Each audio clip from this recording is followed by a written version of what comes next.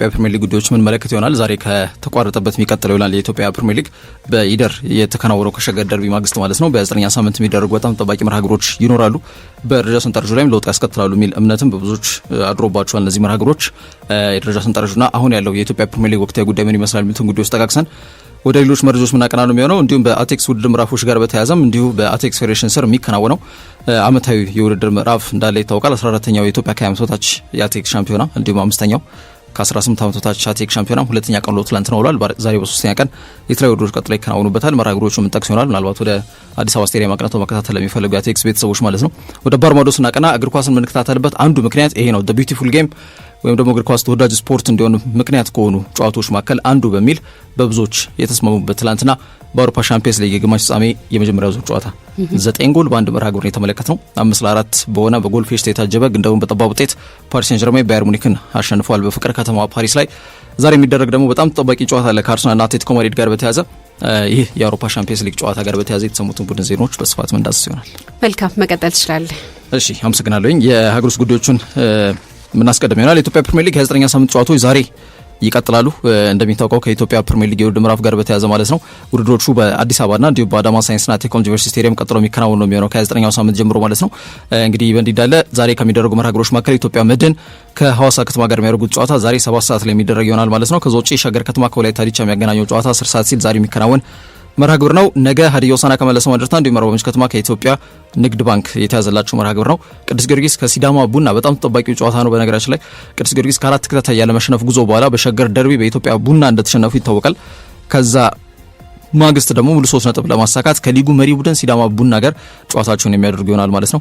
አቤል ያለው የቀድሞ ክለቡን ያገኝ ይሆን የሚል ጥያቄም ጎን ለጎን እየተነሳበት ይገኛል። ጨዋታ እንግዲህ 8 ሰዓት ላይ የሚጠበቅ ነው። ከነገ በስቲያ አርብ የሚደረግ መርሃ ግብር ማለት ነው። አዳማ ላይ ያሉት መርሃ ግብሮች ለመጥቀስ ያክል ኢትዮ ኤሌክትሪክ ከመቻል ሁለት ያጃ ላይ ተቀምጦ ከሚገኘው ቡድን ጋር 9 ሰዓት ሲል ጨዋታቸውን ያደርጋሉ። ከዛ ውጭ አዳማ ከተማ ከድሬዳዋ ከተማ እንዲሁ ረቡዕ ወይም ደግሞ ዛሬ ማለት ነው 12 ሰዓት ላይ የተያዘለት መርሃ ግብር ነው። ነገ ላይ አርሲ ከፋሲል ከነማ ሌላው ምናልባት በዋንጫ ፉክክር ውስጥ የሚገኙ ሁለት ቡድኖችን እርስ በርስ የሚያገናኘው ጨዋታ ነው። ጨዋታ 9 ሰዓት ላይ ይደረጋል ነገ ማለት ነው። ከዛ ውጭ ኢትዮጵያ ቡና ከወልዋሎ ዓዲግራት ዩኒቨርሲቲ 12 ሰዓት ላይ የተያዘለት መርሃ ግብር ነው። ባህር ዳር ከተማ ከሽረ ምድረ ገነት አርብ 10 ሰዓት የተያዘለት መርሃ ግብር ስለመሆኑ መናገር እንችላለን ማለት ነው። በዚህ መንገድ የ9ኛው ሳምንት የሲቢ ኢትዮጵያ ፕሪሚየር ሊግ ፍጻሜያቸውን ያገኛሉ ማለት ነው። ዛሬ በሚደረጉ ጨዋታዎች ግን በይፋ ጅማሮን ያበስራል። ሲዳማ ቡና በርቀት ሊጉን እየመራ ነው የሚገኘው።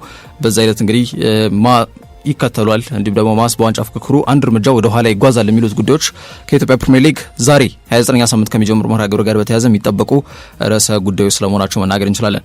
ከዛ ውጪ 14ኛው የኢትዮጵያ ከ20 ዓመት በታች አንደር 20 የአትሌቲክስ ሻምፒዮናና 5ኛው ደግሞ የ18 ዓመት በታች ወይም ደግሞ አንደር 18 የአትሌቲክስ ሻምፒዮና ሁለተኛ ቀን ውድድር ምዕራፍ ትናንትናም በተለያዩ ውድድሮች ቀጥሎ ውሏል ማለት ነው። የተለያዩ የውድድር ምዕራፎችም እንደተከናወኑበት ለማወቅ ተችሏል። ከነዛ መካከል ከፍታ ዝላይ፣ ዲስከስ ውርወራ 3000 ሜትር በሁለቱም ጾታዎች፣ 100 ሜትር በሁለቱም ጾታዎች በወንዶችም በሴቶችም ማለት ነው።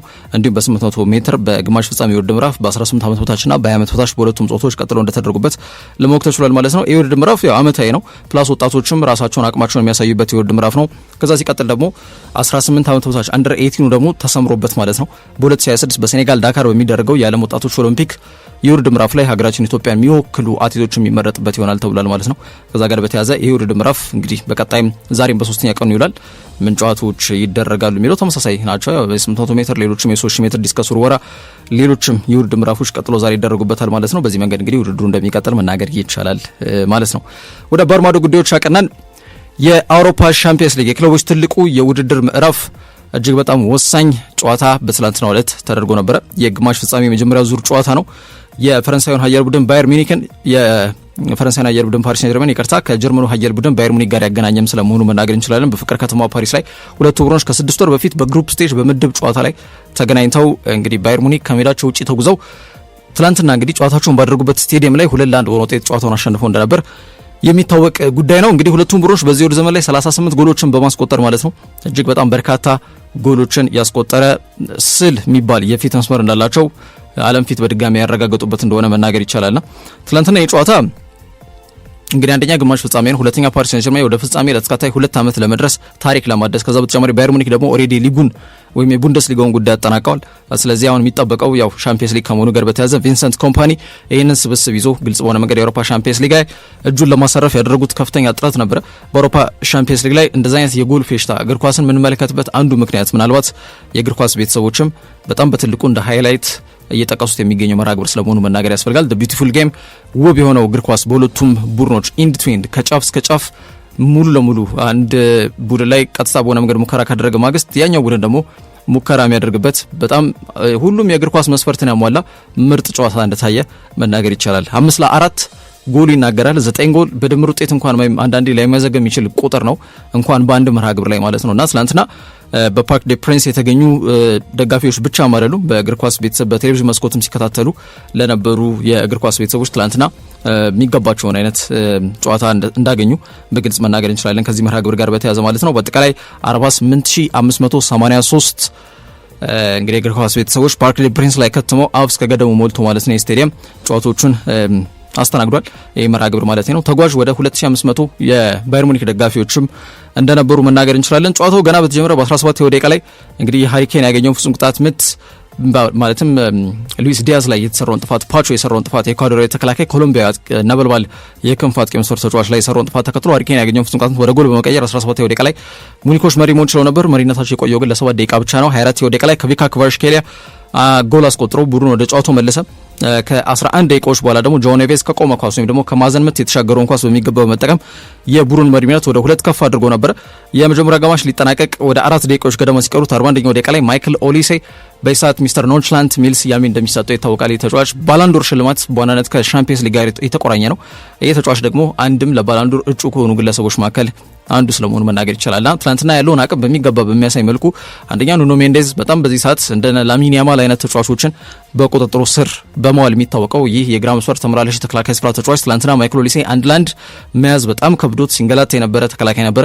ይህ በእንዲህ እንዳለ 41ኛው ደቂቃ ላይ ቡድኑ ወደ ጨዋታ የመለሰች ጎል አስቆጥሮ 2-2 ሊጠናቀቅ ሲል ምናልባትም የመጀመሪያው አጋማሽ ሊጠናቀቅ ሰከንዶች ሲቀሩት ማለት ነው ሳንድሮ ሼረር እንግዲህ ስዊዘርላንዳዊ ዳኛ ናቸው 16:53 በተለይ ኦስማን ዴምቤሌ ኳሷን ለማሻገር ጥረት በሚያደርግበት ሰዓት ላይ የአልፎንሶ ዴቪስን እጅ ኳስ ነክቷል። ከዛ ጋር በተያያዘ ቪኤአር ከተመለከቱ በኋላ ፍጹም ቅጣት ምት ለመስጠት ተገደዋል ማለት ነው። ፍጹም ቅጣት ምቱ ያሰጣል ያሰጥ የሚለው ራሱን የቻለ ትልቅ አጠያቂ ጉዳይ ነው። ምክንያቱም ኳስ ቀጥታ እጅን ከነካ ፍጹም ቅጣት ምት ነው፣ ለምንም ጥያቄና መልስ የለውም። ግን የሰውነት አካልን ለምሳሌ ጭንን ነክቶ እጅን ከነካ ወይም ደግሞ ሌላ የሰውነት አካልን ነክቶ እጅን ከነካ ቦዲ ቱ ሃንድ የሚል ህግ አለ። እንደዛ ከሆነ ግን ፍጹም ቅጣት ምት የሚሰጥበት እድል በጣም ጠባብ ነው፣ ከራስሽ ሰውነት ስለሆነ እጅሽን ሚነካው ማለት ነውና ያ ትንሽ አጠያቂ ነው በሚል በተለይ ሃሪ ኬንም ከጨዋታው ወሌና ሀሳብ የሰነዘረበት አጋጣሚ እንዳለ መናገር ያስፈልጋል። ዞሮ ግን ያገኙትን የፍጹም ቅጣት ምት ኦስማን ዴምቤሌ በሚገባ መጠቀም የመጀመሪያውን አጋማሽ 3-2 በሆነ ውጤት ፓሪስ ሴንጀርሜን እየመሩ እንዲወጡ አስችሏል። ይህ ሳይኮሎጂካል አድቫንቴጅ በትልቁ ለቡድኑ እንደሰጠ መናገር ያስፈልጋል። ምክንያቱም ሁለተኛው አጋማሽ ላይ ሙሉ ለሙሉ የጨዋታውን ቁጥጥር ወይም ፍሰት በእጃቸው ያስገቡት ፓሪስ ሴንጀርሜኖች ነበሩ። 56ኛውና 58ኛው ደቂቃ ላይ በሁለት ደቂቃ ውስጥ 2 ጎል በማስቆጠር እንግዲህ በቪካ ክቫራትስኬሊያና በኦስማን ዴምቤሌ ማለት ነው ላይ በላይ ነው ጎሉን ያስቆጠሩት። ይሄ ምን ያክል ባየር ሙኒክ አለመረጋጋታቸውንም የሚያሳይ ነበረ። በአጠቃላይ ሁለተኛው አጋማሽ ላይም ኮንራድ ላይመር በአልፎንሶ ዴቪስ ተተክቶ የገባበት መንገድ አንዱ እንደዚህ አይነት ሁለቱም ጎሎች እንዲቆጠሩ ምክንያቱም የሁለቱም ጎሎች መነሻ ኮንራድ ላይመር በማጥቃት እንቅስቃሴ ላይ ኦፌንሲቭ ፕሌይ ላይ ሞር ትኩረት አድርጎ የኋላ መስመሩን መተው ያንን ቦታ ደግሞ እነሱ ኤክስፕሎይት ወይም ደግሞ ክፍተቱን በሚገባ ተጠቅመው ውጤታማ እንቅስቃሴዎችን በማድረግ 2 ጎሎችን አግኝተው ጨዋታው በነገራችን ላይ 5-2 እየተጓዘ ነበር። 5-2 ማለት የ3 ጎል ልዩነት አላቸው። ያንን አስጠብቀው መውጣት ደግሞ ከፓሪስ ሴንጀርሜን የቤት ስራቸው ነበር። ያንን ነገር ማድረግ አልቻሉም። 65ኛው ደቂቃ ላይ ከቆመ ኳስ ዳዮ ኡፓሜካኖ የጨረፋት ኳስ ተከላካዩ ማለት ነው ግቦና ተቆጥራ 65ኛው ደቂቃ ላይ ቡድኑ ወደ ጨዋታው የተመለሰበት አጋጣሚ ተፈጥሮ ነበር። ከ3 ደቂቃ በኋላ ደግሞ ልክ ፓሪስ ሴንጀርሜን ባደረጉት መንገድ ማለት ነው ሞመንተም ሺፍቱ ሞር ወደ ጀርመኑ ሀያል ቡድን ከመሆኑ ጋር በተያያዘ በ3 ደቂቃ 2 ጎሎችን አስቆጥረው ሉዊስ ዲያዝ እጅግ በጣም አስደናቂ ጎል ነው። ያው የእግር ኳስ ቤተሰቦች በትላንትና በሚገባ ተመልክተውታል። ይህንን ጎል ተብሎ ይገመታል። ኳሱን ያበረደበት መንገድ እንደ ማርኪኒዮስ አይነት ተጫዋቾችን አሸማቆ ኳስና መረብን ያገናኘበት መንገድ የኮሎምቢያ ነበልባል አሁንም ቢሆን ሊቨርፑልን የሚያስቆጭ ተጫዋች ስለመሆኑ አንዱ አመላካች ጉዳይ ነው። ሃሪ ኬን ኳስ ቆንጆ አድርጎ አመቻችቶ አቀብሎታል። ተጫዋቹም ኮምፖዠሩ ወይም ደግሞ ተረጋግቶ ኳስና መረብን ያገናኘበት መንገድ በጣም አመርቂ ነው። ብዙ ጊዜ ክርክሩ ሲነሳ ማይክል ኦሊሴ ወይስ ዴሳይር ዶዌ ይባላል፣ እንዲሁም ደግሞ ሉዊስ ዲያዝ ወይስ ቪካ ክቫራትስኬሊያ የቱ የተሻለ ተጫዋች ነው በሚል ክርክር በእግር ኳስ ቤተሰቡ ይነሳል። እንግዲህ ለክርክር አሁንም እንዲበቃ ምክንያት የሆነ እንቅስቃሴ ነው በሁለቱም ተጫዋቾች ያየ ነው ማለት ነው። ክቪካም ጎል አስቆጥሯል፣ ሉዊስ ዲያዝም ጎል አስቆጥሯል። የጨዋታው ኮከብ ዞሮ 2 ጎል አስቆጥሮ አንድ ኳስ አመቻችቶ ያቀበለው ኦስማን ዴምቤሌ ሆኖ እንደተመረጠ መናገር ያስፈልጋል። ጨዋታውን በዚህ መንገድ 5-4 በፓሪስ ሴንጀርሜን በጠባብ ውጤትም ቢሆን ግን ደግሞ አሸንፈው የወጡበት አጋጣሚ እንደተፈጠረ መናገር ያስፈልጋል ማለት ነው። ከዚህ ጨዋታ ጋር በተያያዘ 2 ወይም 3 የተለያዩ አዳዲስ ሪካርዶች ተመዝግበዋል። አንደኛው ማርኪኒዮስ ጉዳይ ነው። የብራዚል ተከላካይ የፓሪስ ሴንጀርሜን አምበል እንደሆነ ይታወቃል። 120ኛ የሻምፒየንስ ሊግ ጨዋታውን ያደርገው ይህም ሲሆን ከሮቤርቶ ካርሎስ በመቀጠል ማለት ነው አንድ ብራዚላዊ ተጫዋች በዚህ ደረጃ በርካታ ጨዋታዎችን ያደረገው ሁለተኛውም ተጫዋች ያደርጓል። ሌላው ሃሪኬን ነው። ሃሪኬን ትናንትና ጎል አስቆጥሯል እንደሚታወቀው። ስለዚህ በዚህ ወር ዘመን ላይ ያስቆጠራቸውን የጎል መጠኖች ወደ 13 ከፍ አድርጓል በአውሮፓ ሻምፒየንስ ሊግ ብቻ ኢኖል ኮምፒቲሽን በሁሉም የውድድር ምዕራፍ ደግሞ ይሄ የያዝነው የ2025-2026 የውድድር ዘመን ባሳለፍነው ነሐሴ ወር ከጀመረበት ጊዜ አንስቶ 54ኛ ጎሉ ነውና ምን ያክል ስል ከሚባሉ የአጥቂ በዚህ ሰዓት በቃ አሉ ከሚባሉ የ9 ቁጥር ተጫዋቾች መካከል ሃሪኬን በቀዳሚነት ስሙ የሚጠቀስ ስለመሆኑ መናገር ያስፈልጋል ማለት ነው። በርቀት እየመራ ነው የሚገኘው። በነገራችን ላይ በአውሮፓ ጎልደን ቡት በየዓመቱ ይሰጣል። አምና ኪሊያን ምባፔ ነው የወሰደው፣ ዘንድሮ ግን ከሃሪኬን የሚወጣ አይመስልም እና በተለይ ተከታታይ 6 የአውሮፓ ሻምፒየንስ ሊግ ጨዋታዎች ላይ ጎል በማስቆጠር የመጀመሪያ እንግሊዛዊ ከዛው በተጨማሪ በአንድ የውድድር ዘመን ላይ 13 የሻምፒየንስ ሊግ ጎሎችን ማስቆጠር የቻለ የመጀመሪያው እንግሊዛዊ ተጫዋች መባል ይችላል። እነዚህ ሁለት ሪካርዶች በእጁ ያስገባበት አጋጣሚ እንደተፈጠረ መናገር ያስፈልጋል ማለት ነው። በነገራችን ላይ ትላንትናው ጨዋታ ላይ ቪንሰንት ኮምፓኒ ከቢጫ ካርድ ጋር በተያያዘ ማለት ነው ቡድን መምራት አልቻለም። በአውሮፓ ሻምፒየንስ ሊግ ደግሞ በስልክ እንኳን ቡድን መምራት አይቻልም። ከባስ እንደወረዱ አሰልጣኙ ይገለላል ከተጫዋቾቹ ማለት ነውና ያም አንዱ ኢምፓክት እንደነበረው ምክንያቱም ኢንጌም ማኔጅመንት መስጠት አይችልም። ያ አንድ መጠነኛ በሆነ መንገድ አሉታዊ ተጽዕኖ እንዳሳደረባቸው ከባየር ሙኒክ ጋር በተያያዘ ማንሳት ይቻላል። ዞሮ 5-4 ቢሆንም የጎል መጠኑ ግን አንድ ብቻ ነው ልዩነቱ ማለት ነው። ከዛ ጋር በተያያዘ የመልሱ ጨዋታ በጣም በትልቁ እንዲጠበቅ ያደርገዋል ማለት ነው። ምናልባት ያላነሳናቸው ተጨማሪ ቁጥራዊ መረጃዎች አሉ፣ ግን ሙሉ ለሙሉ መረጃዎቻችን የመረጃ ሰዓታችን እዚህ መርሃ ግብር ላይ እንዳይሆን በሚል ወደ ሌሎች መረጃዎች እናቀናለን። ዛሬ ደግሞ ቀሪው የአውሮፓ ሻምፒየንስ ሊግ አንዱ ጨዋታ በፍጹም ትላንትናውን የሚያስንቅ አይነት እንቅስቃሴ ይደረግበታል ተብሎ የማይገመትና ብዙዎች ትላንትና ጨዋታ አይተናል ዛሬ ደግሞ ኳስ አይደለም የምናየው የሚል ስያሜም እስኪሰጡት ድረስ ብዙዎች የሃራምቦል ደርቢ እያሉት ነው። ከዲየጎ ሲሜዮኔም ሆነ ከሚኬል አርቴታ በጣም ጭፍግግ ካለና ክፍት ካልሆነ የጨዋታ መንገድ ጋር በተያያዘ ሁለቱም ጥንቃቄ ላይ በጣም መሰረት ያደርጋሉ ሁለቱም ቡድኖችና ዛሬ አንድ ቀሪ መርሃ ግብር ይደረጋል ማለት ነው። የግማሽ ፍጻሜ መጀመሪያ ዙር ጨዋታ በስፔኑ ተወካይ ቡድን አትሌቲኮ ማድሪድና በእንግሊዝ ተወካይ ቡድን አርሰናል መካከል ሪያዴር ሜትሮፖሊታኖ ስቴዲየም ዛሬ ምሽት 4 ሰዓት ይህን ጨዋታ ያስተናግዳል። አትሌቲኮ ማድሪድና አርሰናል የዛሬውን ጨዋታ እንግዲህ እስካሁን የአውሮፓ ሻምፒየንስ ሊግ ዋንጫን አሳክቶ ለማያውቁት እነዚህ ሁለት ክለቦች ትልቅ ትርጉም አለው። አርሰናል በታሪኩ በዚህ ውድድር ምዕራፍ ላይ 223 ጨዋታዎችን አድርጓል። አትሌቲኮ ማድሪድ በአውሮፓ ሻምፒየንስ ሊግ ከምስረታቸው አንስቶ ማለት ነው 190 ጨዋታዎችን አድርገዋል። ሁለቱም ክለቦች ዋንጫውን ሳይወስዱ ብዙ ጨዋታዎችን በማድረግ በታሪክ ቀዳሚ ክለቦች ናቸው። አትሌቲኮ ማድሪድ በሜዳው እንግሊዝ ክለቦችን በገጠመባቸው 6 የጥሎ ማለፍ ጨዋታዎች እስካሁን ተሸንፎ አያውቅም። ያ እንግዲህ የታሪክ አድቫንቴጅ ይሰጣቸዋል ተብሎ ይገመታል። አውሮፓ ሻምፒየንስ ሊግ እግር ኳስ የሚታይበት አንዱ ምክንያት ይሄ ነው ሚል ስያሜ የተሰጠለትና በአውሮፓ ሻምፒየንስ ሊግ አርካይቭ የታሪክ ማድር ላይ ሲገለጥ በጣም በትልቁ በርካታ ጎሎች በግማሽ ፍጻሜ የተቆጠሩበት መርሃ ግብር ፓሪስ ሰን ጀርሜንና እንዲሁም ደግሞ ባየር ሙኒክ ትላንትና ያደረጉት 5-4 በሆነ ሰፊ የጎል ግን ደግሞ የጎል ፌሽታ የነበረበት ግን ደግሞ የጎል መጠኑ አንድ ብቻ ዝቅ ያለ መርሃ ግብር ስለመሆኑ መናገር ያስፈልጋል። ኢንድ ቱ ኢንድ ከጫፍ እስከ ጫፍ በሙከራዎች የታጀበ ሁሉም የእግር ኳስ መስፈርት የነበረው መርሃ ግብር ነው። ክቫራትስኬሊያ እንዲሁም ኦስማን ዴምቤሌ 2 ጎሎችን አስቆጥሯል። ጆao ኔቬዝ ቀሪውን አንድ ጎል ለፓሪስ ሰን ጀርሜን እንዳስቆጠረ መናገር ያስፈልጋል።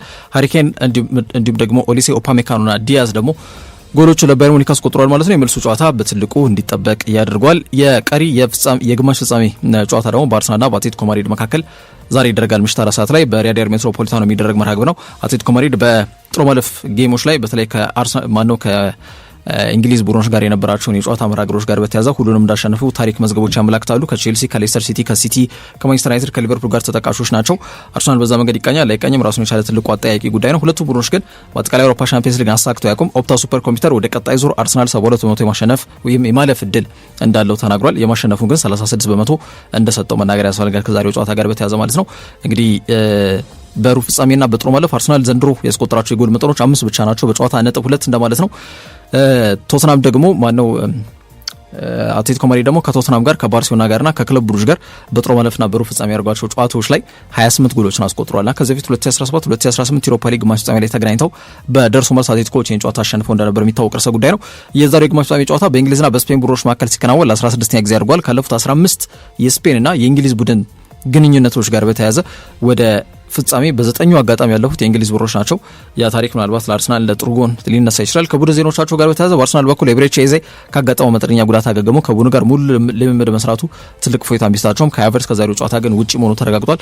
ተደራራቢ ጉዳት እያስተናገደ ነው ከሃቨርትዝ። ምናልባት የማጥቃት እንቅስቃሴያቸውን ዛሬ ለቪክተር ጊዮኬሬሽ ኃላፊነቱ ይሰጧል ተብሎ ነው የሚገመተው ማለት ነው። ከቅድመ ጨዋታ ጋዜጣዊ መግለጫ ሀሳቦች ጋር በተያያዘ ዝግጁ ነን የሚኬል አርቴታ ንግግር ነው። ዲየጎ ሲሜዮኔ ደግሞ ግልጽ በሆነ መንገድ በጣም ጠንካራ ተጋጣሚ ነው ከፊታችን ያለው ግን እንደነ አንቷን ግሪዝማንም ሆነ ኮኬ የመጨረሻ የውድድር ዘመናቸው ነው። በነገራችን ላይ አንቷን ግሪዝማን የምንጊዜም የአትሌቲኮ ማድሪድ ከፍተኛ ጎል አስቆጣሪና የአትሌቲኮ በአጠቃላይ ጎሎች 24 በመቶ እጁ አለበትና ከዛ ጋር በተያያዘ ዛሬ የሚደረገው ጨዋታ ለነሱም ትልቅ ግባት ለቡድናችን ይሰጡናል የሚል ሀሳብ ሰጥቷል ማለት ነው። ዩሊያን አልቫሬዝ ስሙ ከአርሰናል ጋር በጣም በስፋት የተያዘ ባለበት በዚህ ሰዓት ላይ የሚያደርገው መርሃ ግብርም ሌላው ከጨዋታው ጋር በተያያዘ ተጠባቂ እንዲሆን ያደርጓል። ምሽት 4 ሰዓት ይጀምራል። ዳንኤል ማኬሌ ጨዋታውን በማዳል ቤትነት የሚመራው ይሆናል ማለት ነው። ከአጫጭር መረጃዎች ጋር በተያያዘ ትላንትና የተሰማው ጉዳይ ሪያል ማድሪድ ጆዜ ሞሪኒዮን አሰልጣኝ ያደርገው ለመሾም በቁም ነገር ጉዳዩ ላይ ያጤኑበት ይገኛሉ ተብሏል። ፍሎሬንቲኖ ፔሬዝ ቡድናቸው ለ2 ዓመት ያጋጠመው የዋንጫ ጦት በክለቡ ያልተለመደና እንግዳ ነገር መሆኑን በመጥቀስ ጆዜን በድጋሚ መሾም ፍላጎት አላቸው። ጆዜ ከ2010 እስከ 2013 በቤርናቤው በነበራቸው ቆይታ በአጠቃላይ 178 ጨዋታዎች ላይ ቡድኑን መርተው 128 ድል የተቀናጁ ሲሆኑ በ2011 በ2012 የውድድር ዘመን ላይ ሪያል ማድሪድ በታሪክ ከፍተኛ የሆነውን የስፔን ላሊጋ ነጥብ ማለትም 100 ነጥብ አስመዝግበው የላሊጋ ሻምፒዮን እንደሆኑ ምክንያት እንደነበር ይታወቃል። ማድሪድ እስካሁን በይፋ የጆዜን ወኪል አላነጋገሩም፣ ግን በቀጣይ ምናልባት ክለቡ እንዲረከብ ለማድረግ በትክክለኛው ወይም ደግሞ በጥሩ መንገድ የተያዘው ግለሰብ በእጩነት ማለት ነው ጆዜ ሞሪኒዮ ስለመሆናቸው መናገር ይችላል። ያመራሉ ያመሩም በቀጣይ የሚጠበቅ ይሆናል።